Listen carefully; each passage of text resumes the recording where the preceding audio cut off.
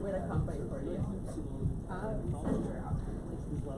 No, I was trying to be closer to that. I don't know if you can see on this one. Even harder than normal. Oh yeah. Okay. But it wasn't that bad. When I woke up in the morning, I just felt like I felt bad because Do you want to move a little bit closer? oh, So yeah. thank you. Absolutely. We'll be starting in like 1 minute. Would you like to move closer? Yeah, that's perfect. Thanks. And we'll start with the presentations, and we'll have like the computer part in right Never now. the front row. That's what you get called on. I learned that in college. You go that one, so you can move in. Oh, I really don't mind. I just had so much stuff that I didn't want to. Oh, I brought my stuff. We're gonna. I just was putting this back. We're good. What? You brought it.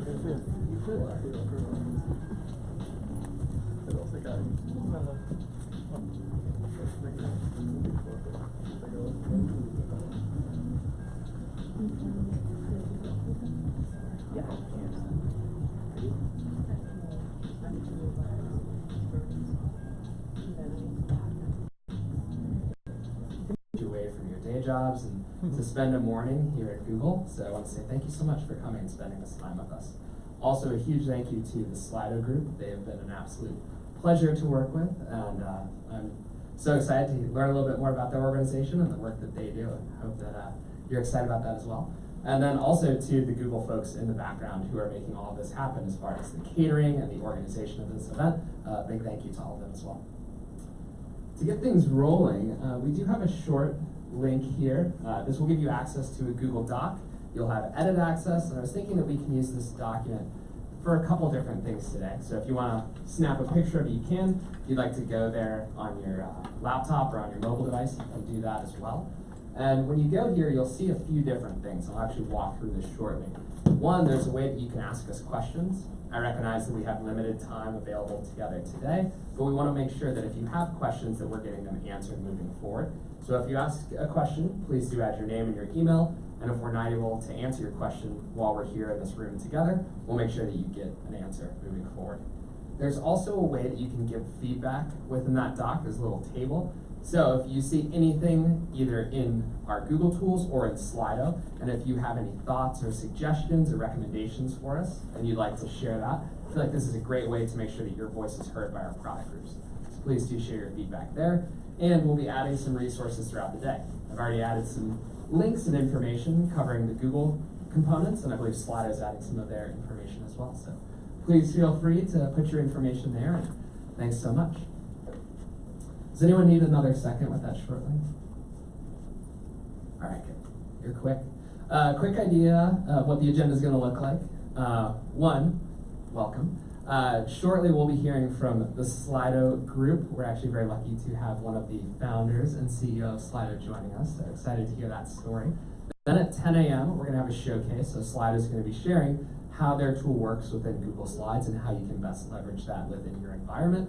And then we're going to have some interactive demo stations. So you'll see we have some screens on these tables back here. You're actually going to get to work with the Slido team and get some hands-on experience with their tools. I think that's the best way of teaching, kind of like a, we do, then you do. So that'll be a nice one moving forward. My name is Drew Seidel. I work on the G Suite for Higher Education team. And I'll share a little bit about what my team does moving forward, but one thing we do is we have the opportunity to work with and learn from hundreds of colleges and universities throughout North America. So thank you all so much for being here, and please snag me at some point throughout the day. We'd love to talk to all of you. I'm going to be talking specifically about G Suite for Education today. When we think about G Suite, this was formerly called Google Apps for Education, but we feel that G Suite for Education just represents kind of the whole suite of tools that higher education can use to create, to connect, to coordinate, and for the administrative security folks to control what's happening and keep their users and their data safe. So just so I get a feel for the room, raise your hand if you're at an organization that leverages G Suite. Okay, wow. For the Google folks, I guess, yeah, that's kind of implied. How about anybody at an organization not using Google? And that's totally okay. All right, yeah, we're not going to throw rocks at you or anything. That's great. We're so happy to have you here and that you'll be here to learn as well. One thing we've seen, this is probably good information just for you to have in organizations even already leveraging Google. So it's been interesting. I've been on the Google team for about 5.5 years within the cloud organization. We always young cloud native. One, we want our tools to be smart. Looking at Google, I think we see ourselves, and hopefully the world sees us, as kind of a leader in things like machine learning and artificial intelligence. I think the big challenge for us is how do we build that into our tools to make people more efficient, more effective. We're also thinking about security from the ground up. So in everything from how we build our data centers to laying our own fiber, we need to make sure that any tool we're building, we're creating it so that you can use it safely and compliantly within your organization.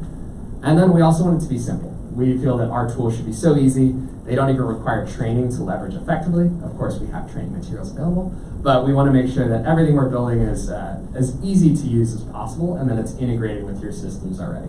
So I'll share a couple examples of this. The first piece about how we're building machine learning into our tools is called the Explore feature. Has anyone used the Explore feature before? Couple, I think I saw like half a hand. All right, well that's great. If you're in a G Suite organization, this is something you can use today. And I look at this as just a classic example of machine learning in action. So let's give a couple examples for the educational context. So let's say I'm doing a research project on Frank Gehry. One thing we think about is whenever you want to click the Explore feature, it's in the bottom right-hand corner, and you click there, and what Google's going to be doing is starting to run algorithms to figure out what is in your paper and what can we be presenting to you that will help. So you'll see it's actually giving me some options of things that people at Google that have been doing within Google Docs that may reference Frank Gehry. But what I want to do is just start some general research. So we run there, and it's going to be looking at this tool called Cloud Search. So this is looking through all of my G Suite data, finding information that might pertain to Frank Gehry. But then I say, well, let's actually just do some general research from the web. So what we have is some search results from Google looking at Frank Gehry. But the other amazing thing I always think about is how we can make this work in an educational context. So let's say for a student, you're giving some general information about Frank Gehry, where he was born, some of his famous works, and you want to create a citation for this from Architectural Digest.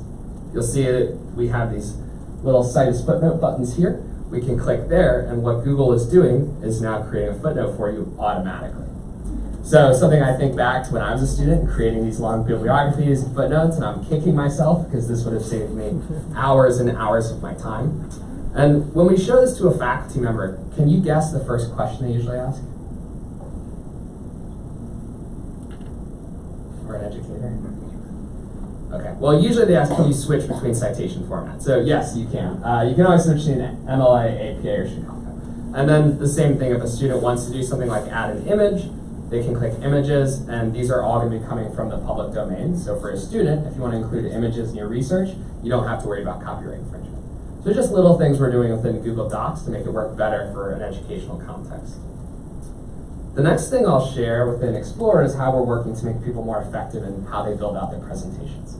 So it was interesting, we were running some case studies and looking at how people spend their time in both slides and PowerPoint. We saw that people spend about 40% of their time on simple formatting. So usually you already know your content. It's pretty easy. You know what images are powerful, you know what text you should include, but then you have to line everything up and make it pretty. That's a big waste of your time, 40%. So we think, well, how can machine learning make that better for you? So you'll see I've been doing a slide about Abraham Lincoln. It is terribly formatted. Luckily, we've got some machine learning on hand. So if I click the Explore, it's going to start giving me some well-formatted options for my slide. I would say, let's do that. And then I can say, good suggestion. And now Google will start learning from this data and start giving me more prompts that look like that. The other thing we want to share is, let's say I want to teach about Abraham Lincoln's life in Springfield, and I want to add an image. Actually, I'll just type it. Sorry. I feel like I'm always the worst at typing when people are watching me. But I look here and I say, okay, I want to add some images about Abraham his life in Springfield. So I hit, let's insert that image, little plus, and then go back. And now it's going to be formatting that with that link, or with that picture already included there. So I think I like that one. And I say, good job. So just another quick example of usually these things would take you minutes, and you can just shave those minutes off. So if you're ever creating presentations, some quick examples there. And then the last one I'll share is within Google Sheets. So we realized that it's getting easier and easier to aggregate data, almost too easy. Data is becoming overwhelming. It's coming at us from so many places. And I think the big challenge for us is, well, how do we make it easy to pull insights from this data and visualizations and actually come into your next presentation or your class and say, here's the data and here's what I was able to pull from it. So we want to make machine learning work for you in that capacity as well. So if we click on the bottom right, what we'll see is that we have a lot of data here, and what Google's doing is starting to create insights and information from that data. So one, it's creating a pivot table for you automatically. I had a job at Google where I had to create pivot tables all the time. It was kind of time consuming. Now we think, oh, we can just build this for you automatically. Or if you want to run some analysis, things like total versus units, or let's look at just a visual representation as far as the count by region. And if you like one of these, you can always drag it and drop it, and now it's part of your table. Or you could do things like export it to somewhere else or download it as. So just some quick things we're thinking of as far as, well, you have all this data, how do we help you to pull insights from it? So that's just one example of machine learning in action in our tools. The next one I'll share, which is one of my favorites, is our calendar integration with a little thing called the Meet bot. Has anyone used this before? So we look at people's work days, and we see that a lot of their time is spent on calendaring, on looking at when are different people available and what meeting rooms should I book for them. And we think, well, how can we make machine learning work for you in this capacity? So we built a little bot that's called Meet. You can all use this today as well. And what this will do is you ask it to do things for you through just natural language, and it'll book time or book the meeting. So I can say something like, schedule time.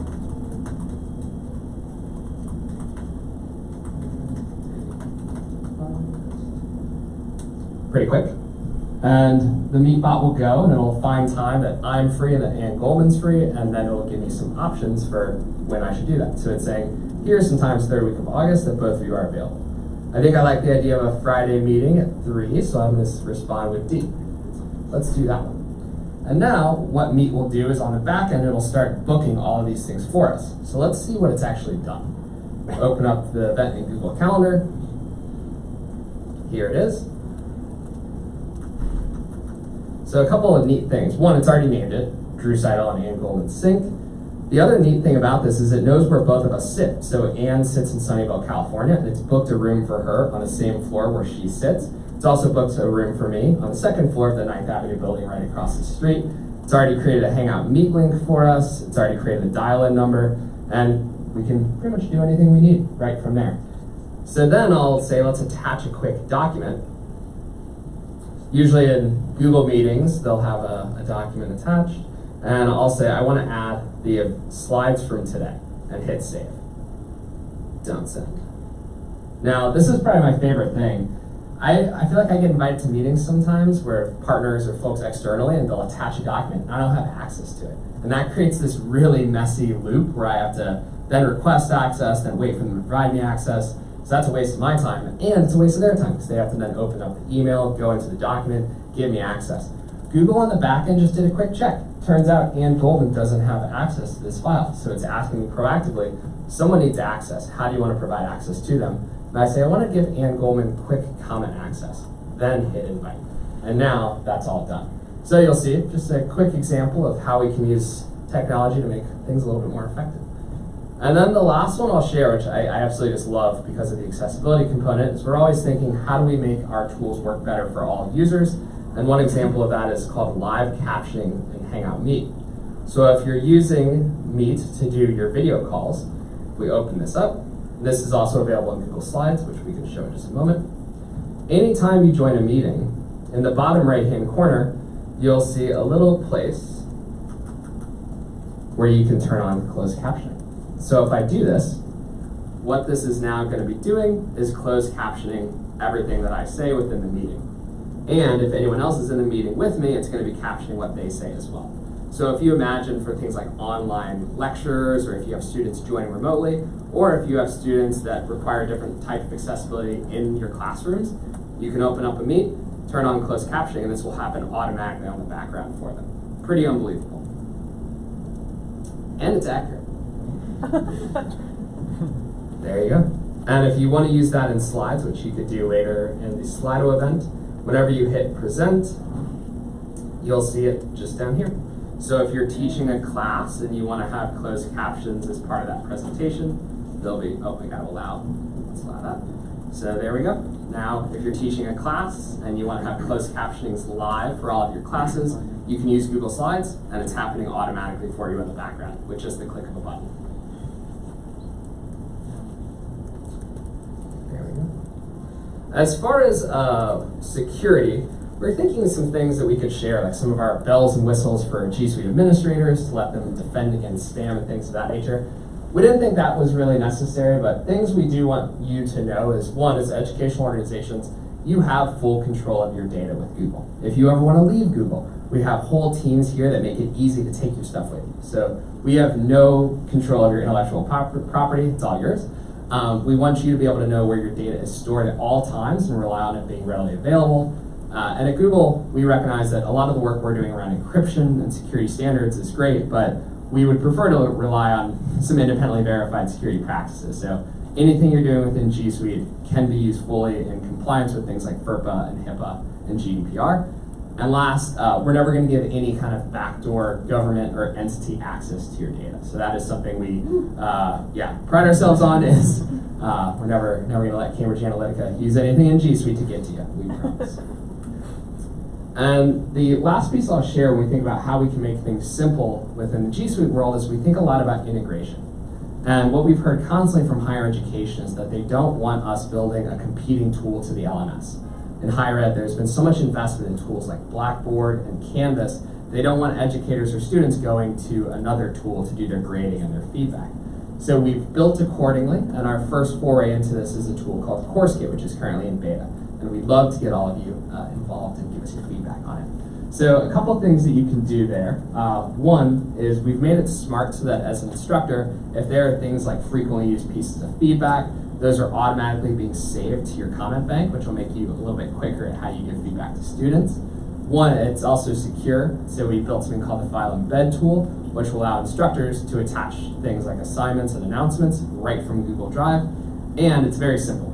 You can create and share assignments via the LMS, but integrated beautifully with Google Drive. So I'll show what that looks like. When we think about integrating with your LMS, this is an LTI tool, so it'll work across all different types of learning management systems, like Blackboard or Canvas or D2L or Sakai. And what's possible, our real goal for this is to take all of the beautiful power of G Suite, like real-time collaboration, anytime, anywhere access across devices, and bring that to your LMS. So if you're inside your learning management system as an instructor and you create an assignment, you can quickly and easily pop open Google Drive on top of the LMS, select any kind of document you want to attach, and attach it. And what Google will do on the back end is take care of all the editing permissions, all the sharing permissions, all the organization. And if you attach, let's say, a Google Doc to an assignment, every student gets a copy. It's automatically organized in their Google Drive. They get edit access when it's time for them to work. When they turn it in, their edit access is turned off and handed back to the instructor. Kind of taking all the things that have been painful with using Google within an LMS, and we're taking all that away. So it's an incredibly powerful tool. It's very new. So we'd love to get all of you involved in the beta. So if you would like to leverage this or learn more, there's information in that shared doc that I presented earlier, and you can learn more at g.co/CourseKit. I see some people taking pictures, so I'll pause there. I only have like a few minutes today, so I feel like I'm talking hyperspeed. I apologize. Maybe I should have had captioning going for this whole thing. I've been going pretty quick. All right, and then lastly, I'll just give a quick plug to how some of the folks on my team work, like Kevin and Allison in the back. So we're building out the G Suite for Higher Education team really quickly. And when I look at how this team works and our goals, I see it in a few different ways. One is working with colleges and universities new to Google. So if you have not used G Suite before, we want to make sure that you have a partner in how you're configuring and deploying, how you're doing your change management and training for users. That's a really important part of our work.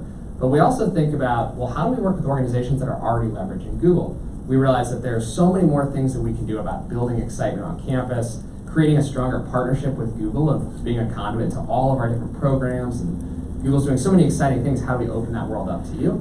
We also think of how can we work with you to take Google use further so that you can have users on campus doing all those fancy things I just showed you. So if you want to talk to someone from Google about training and professional development, about change management, or really anything else we can do to support your organization, please come find the team. So from here, very excited to hand things over to Peter. Peter is a co-founder and CEO at Slido, and he's going to be sharing the Slido story with all of you. So let's give Peter a warm welcome. Thank you. Thank you so much, Drew. It was super exciting to see all of these incredible things that Drew is working on, and hopefully today we'll show you a few more things that will make Google product even more exciting. So first of all, I want to thank again everybody for coming and joining us here in the room, but also I heard we have more than 20 people online, so hello everybody watching us online as well. And also huge thank you to the whole Google for Education team for actually hosting us here today and for being such an amazing partner for us. So thank you so much. And I have to say that today is a really special day for me, and the reason I will show you very quickly is that when we launched Slido 7 years ago, it was almost exactly 7 years now. My background was actually very connected with that, and that's why I would love to kind of kick off today with a quick warm-up poll for you. So Drew mentioned that there is this link that you can join, but I would also like to now for you to go to your phones. So if you can take out your phones, or if you have your mobile phone, your laptops out, that's great as well. You can just go to slido.com on your devices.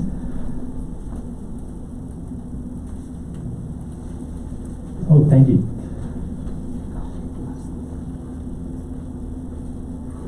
And what I would like to ask you to start with is, what do you think I was actually doing those 7 years ago when we started Slido?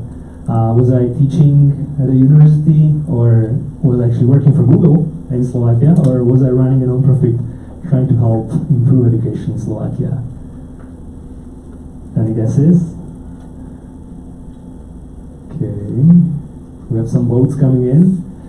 Good.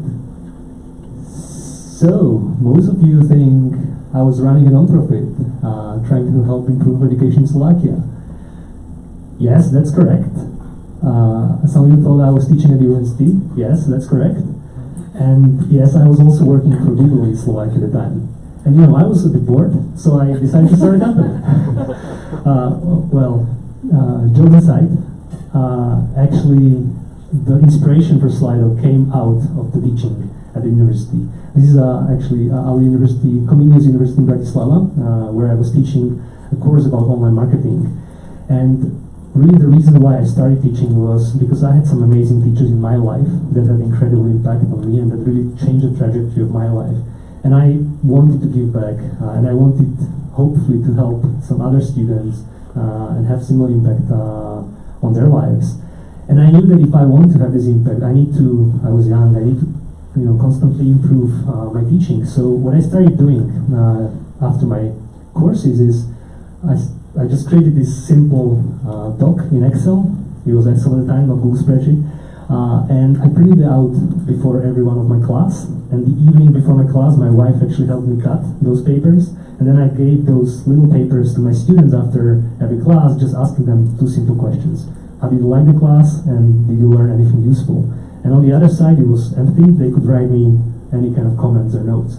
And this way, after every class, I could see like, okay, how am I doing? Am I doing good? And what I should improve. And as I was doing this, I also tried to make my classes more relevant. So from time to time, I invited guest speakers to my classes. And one day I invited actually a colleague from Google to come and speak. And he came and he did a fantastic job. He did an amazing presentation. And when the students gave him the feedback, some of them actually crossed number 5 and they put 6 there.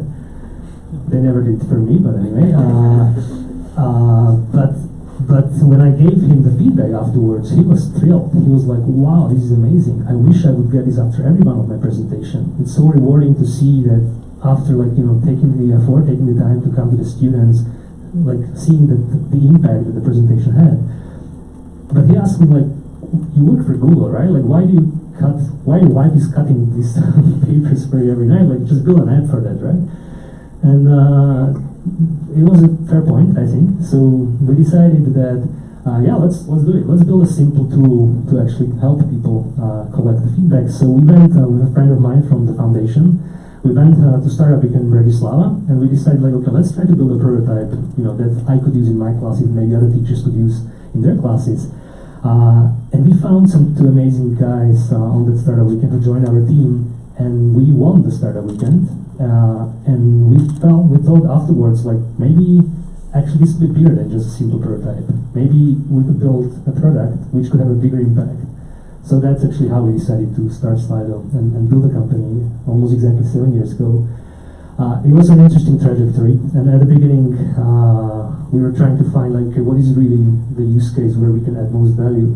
And our journey first took us actually to the world of conferences. So for the first few years, Slido really, the main use case where we got the main traction at the beginning was powering Q&A sessions at conferences, where I have to say we have become almost like a go-to tool nowadays. This is a picture from last year, South by Southwest, with Elon Musk actually taking questions from the audience through Slido. He got like more than 1,000 questions in 1 hour. It was super exciting session. But as people were using Slido at those conferences, they started using Slido more and more also internally in their companies for all-hands meetings, company offsites, strategy workshops, trainings, and so on. And during those 7 years, we had a lot of amazing clients, and we had more than 250,000 meetings and events that used Slido over those 7 years. And really, like, the team has grown from the 3 original co-founders to more than 440 people now, spread all around the world, from Sydney in Australia to San Francisco in the US. But I have to say, education always was very, very special for us. And from the beginning, like, any teacher in Slovakia could use Slido for free. We try to support any, like, nice educational activities. Also, like, we have a special pricing for teachers to make it affordable for them. And that's why today I'm so excited, and that's why it's such a special day for me, because today with that integration with Google Slides, we can finally go back to our vision of helping teachers. Without further ado, I would like to actually invite my colleague, Juraj, who will now show you a bit of that magic that hopefully we have created for you. So Juraj, the floor is yours. Thank you, Peter. Can you guys all hear me? I think so with this one. Awesome. So again, thanks so much for being here. Thanks to Google for hosting us on this special day.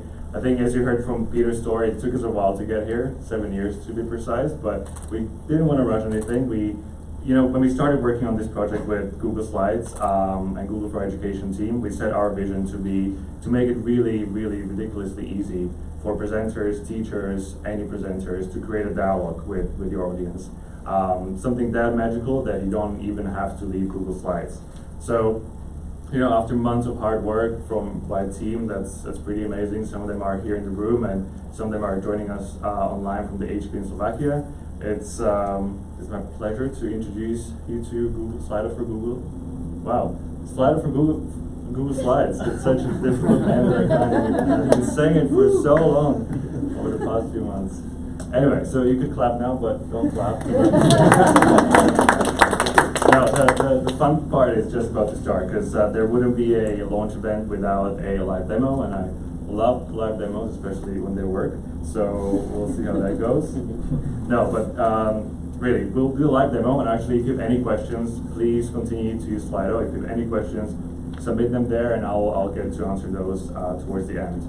So let me just quickly escape this presentation and go back to the slides. All right, so I'm gonna walk you through a few use cases. First of all, I wanna get to know you a bit better. So I'm gonna create a poll here and ask you, how do you make your lectures more engaging? And lectures, meeting, kind of apply to your use case. That's totally fine. Let's add a few options. Let's say, I don't know, funny GIFs, videos. What else? Do you guys have any ideas? Memes? I love memes. Memes, the quiz. I have one example from when I was studying in Denmark, and we used to get free beer vouchers to kind of participate in class, so we can do free beer vouchers. Haven't seen that since, but okay, so let's save that. That's our first poll. next, once this saves, I want to ask you the next question will be, actually let me just move this over here.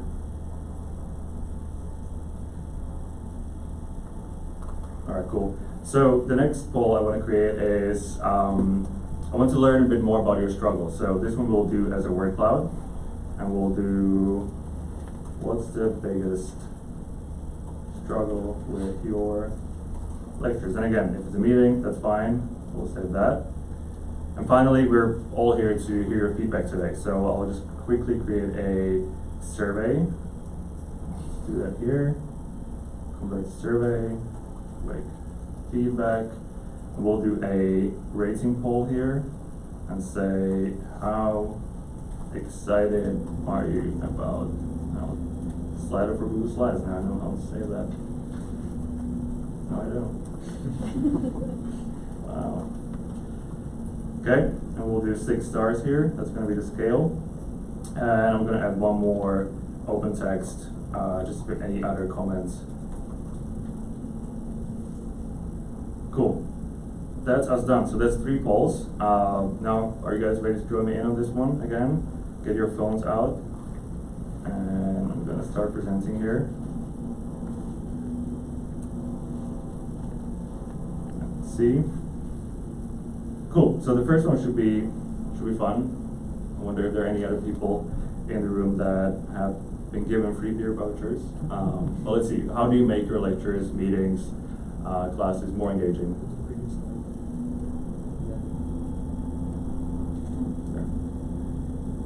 All right. You should be able to see the poll now. Oh yeah, free beer vouchers. Who's that? I think there was someone else in the room who studied in Denmark. I think it's a thing. Gifts. Quiz, awesome. So that could be almost like live polling. We'll get to that. Video. Okay, free beer vouchers are slowly losing. Awesome, this is great. Thanks for voting. That's the first question. Ooh, memes or quiz? Okay, now we have to stay here. Someone needs to decide. Okay, quiz. Awesome, cool. Alright, the next question is, what's the biggest struggle with your lectures? And here, respond and submit your answer in 1 or 2 words. And then we'll get a nice visual representation of that in a word cloud. Holding attention, awesome. Students in the back row, that's kind of what we experience here. The first row is empty. Engagement, no questions. Cool, engaging students. Boredom, lack of coffee. Yeah, I haven't had enough coffee either. Content, cool. Okay, these are really, really interesting. I'm actually, okay, we're 24. I'm actually going to pause here for a second and escape from this and add one more question if you don't mind. And that's going to be a quick rating one. Let's do, how much do you think Slido can help you with those struggles? Just add that real quick.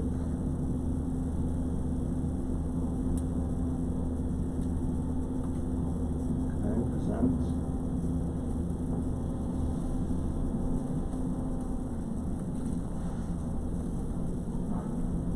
Okay, let's see. And tell the truth. We'll see it all together. Okay, starting off well. 4.9, 4.5. Okay, so I'm voting 3. I'll find you later. That's cool. Okay, 20 people. Awesome. So this is a great quick pulse check, and I mean there's some. Oh, 1. Okay, now we're getting started. I can also see. I don't know if you can see it on the screen, but over here I have a quick notification telling me that they're actually. I can't even see. There are 3 questions, so let's just quickly switch to Q&A as well and see if if you voted to 1 or 3 or 4, and we will address some of those questions here. So if you have any, I'll also give you a few seconds to add those here. I'll just quickly read through these.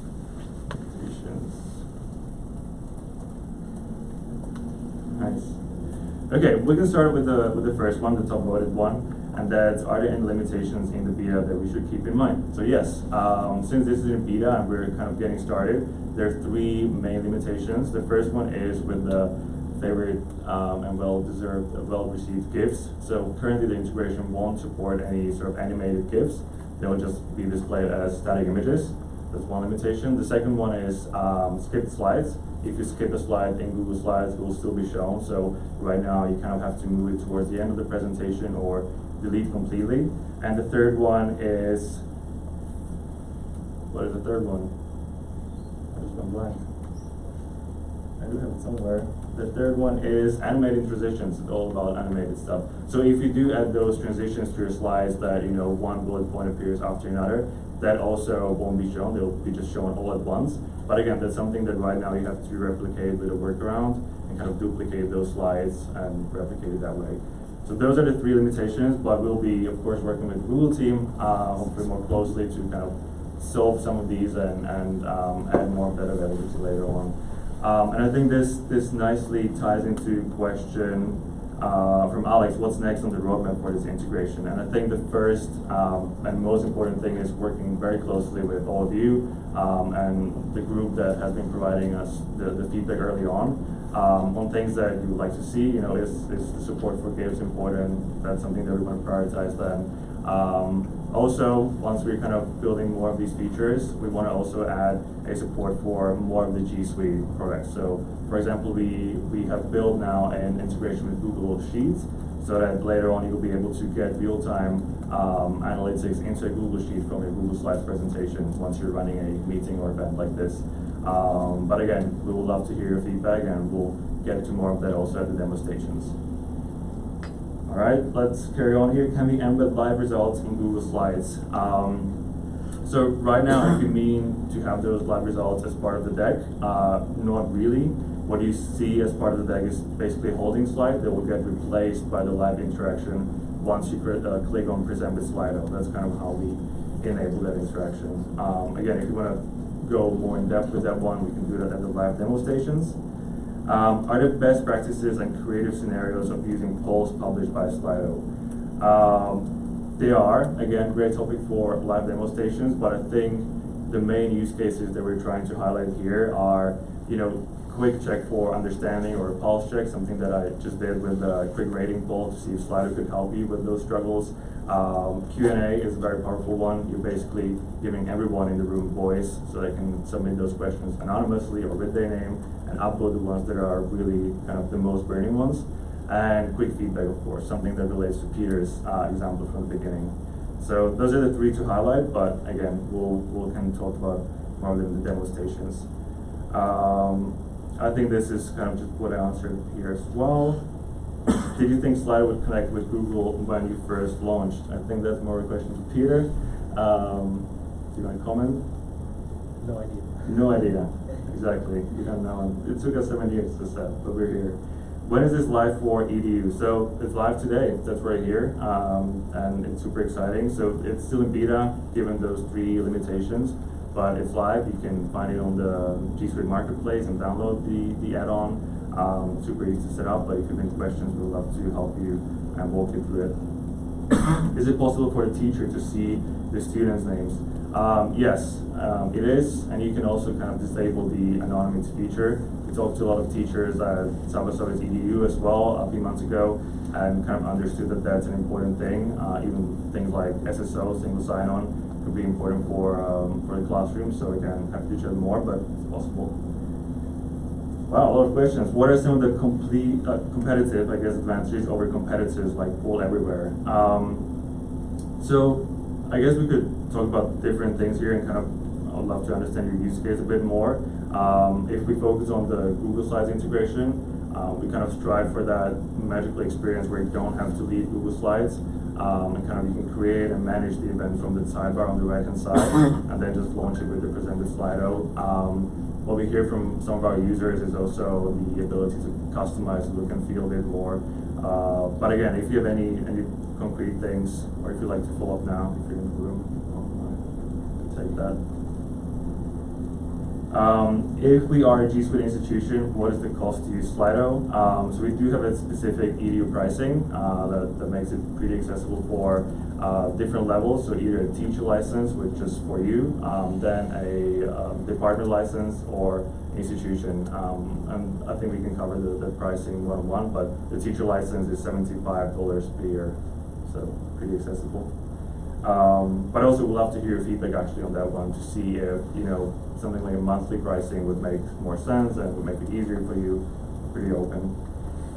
Can you somehow filter limit the questions before they are published? Can you ignore them or hide them? Yes, great question. So you can turn on, with every event in Slido, you can turn on a feature called moderation, and that allows you as an admin to sort of look through the questions as they're coming in, and then decide, okay, these I'll approve and let go through, and for the audience to see live, or if there are any that are sort of hard or inappropriate or something that you don't want to talk about, you can dismiss them and also prior to reply to the people asking. That's that one. What is the difference between Slido and Socrates app? So I'm not personally familiar with Socrates, so I can't answer that question, but happy to learn one-on-one afterwards. Okay, 3 more, and feel free to add more. And also, are there any questions in the room that you guys want to ask in the non-Slido way? Cool. Can students use any device with an internet browser? Is there a most recommended device? Yep, anything with internet on it you can use to join Slido. It's a web-based tool, so you just go to slido.com, put in the event code you need to the lecture, presentation, meeting, and you're in. So it should be fairly simple. Is there such a thing as polling fatigue? Great question, Shane. Are you feeling that right now after my 5 polls? Hopefully not. I think there can be. We like to sort of talk to our customers and advise them that I think there's like a nice thing that every 10 to 15 minutes we tend to lose attention. So it's great to sort of inject that sort of interaction element, whether it's a live poll or we all stand up and do something just to keep our attention focused. But the extreme can be true for a poll fatigue as well. Is there a way for students to have real-time discussion in writing during the presentation? I think if it's, again, I'm not sure if I understand the use case, but if it's more of a real-time discussion during a presentation, if it's happening within Google Slides, you can of course use the comments feature and kind of have a real-time discussion on a certain slide. I'm not sure if you want to add to that. Again, feel free to come talk to us one-on-one if you have something specific. Can Slido pass the data to the LMS quizzes? Yeah, and this is an area that we want to look into a bit more closely as well, specifically Google Classroom, as Drew was saying.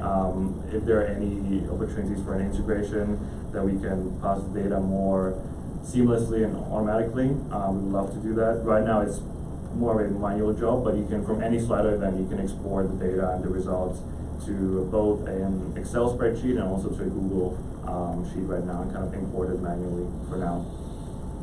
Okay, last but not least, can we get insights on engagement levels like reports? Yeah, so each Slido event has a section called Analytics, which gives you pretty basic insights.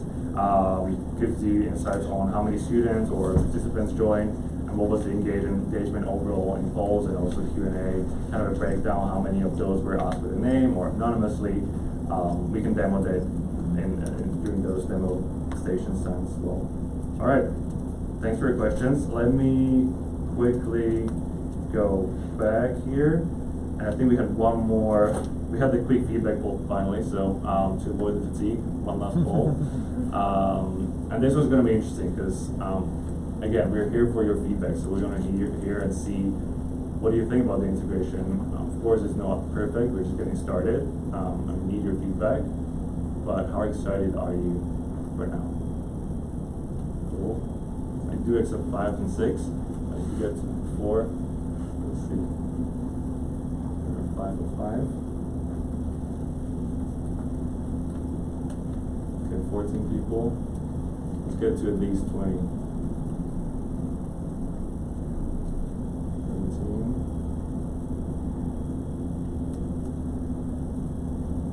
Come on, 2 more. In the room or online. Oh, no. So well. Okay, we'll take 5 from 5.6. That's pretty awesome. Thank you. And again, we'd love to hear what you're missing, what you would like to see in there as well. Are there any comments? They are awesome. So we won't take those now, but we'll look through them. And also, this concludes the demo that didn't go so terribly well, other than me not being too able to pronounce Slido for Google Slides. But this also concludes kind of the official part of the presentations this morning. So we'd love to also thank the online audience who joined us and invite you to the second part, which is much more hands-on. And we have 3 demo stations at the back of the room, which you might have seen. We have our team there, and we'd love for you to kind of get that hands-on experience with the add-on. So how many of you brought your laptop? I can see a few. Okay, majority of you. If not, there are also 15 Pixel books provided by our friends at Google, which is awesome. So you can try the add-on there. And yeah, please join our team at the back of the room. And thank you so much for joining us this morning.